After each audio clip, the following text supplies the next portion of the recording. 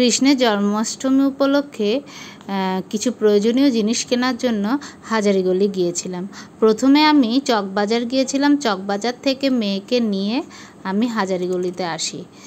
আর কিছু জিনিস ফল ফ্রুট কিনলাম, সাথে গোপাসনার জন্য পোশাক কেনার জন্য হাজারীগলিতে একটা দোকানে ঢুকলাম।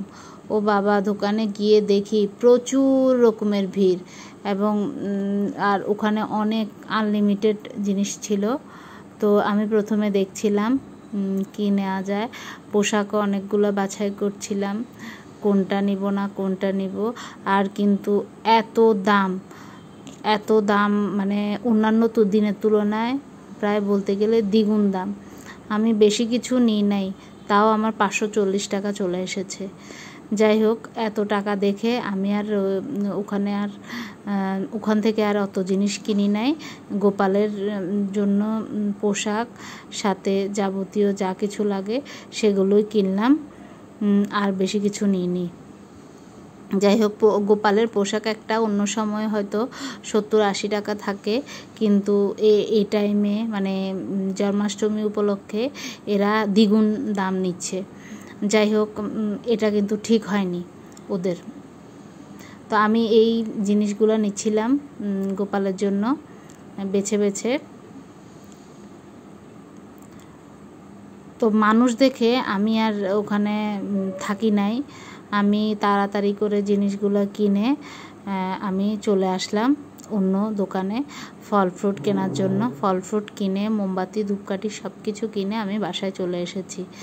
তো বাসায় এসে আমি বের করছিলাম কি কি জিনিস কিনেছি এবং সব কিছু আছে কিনা। এত দাম কেন গেছি সস্তার লাই কিরে নাস্তা। এই জামাল খান থেকে কি কি আনছি দেখো।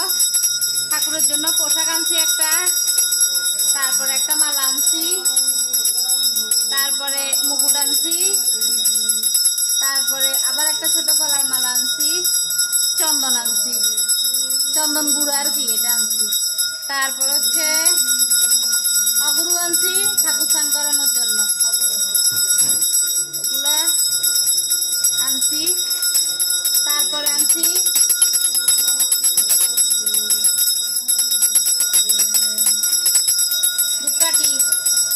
ধূপকাঠি, মোমবাতি, এটা একটা ধূপকাঠি, তারপরে এই মোমবাতি 2 প্যাকেট। এরপরে আনছি তিলের তেল আনছি, কর্পূর আনছি, আর ফুলটা করে আচ্ছা ফুল আনছি 100 টাকা, 1 লড়া 100 টাকা। আর ফল ফ্রুট তো আছেই। তারপরে চিনি, সাগু, নারকেল, এতটুকু একটা নারকেল, এটা 70 টাকা, এতটুকু একটা নারকেল। আর এই ছোট ছোট কলাগুলা কত 80 টাকা, এই ছোট ছোট কলাগুলা। মানে একটা মেলা বসছে হাজারীগলিতে। আচ্ছা ঠিক আছে।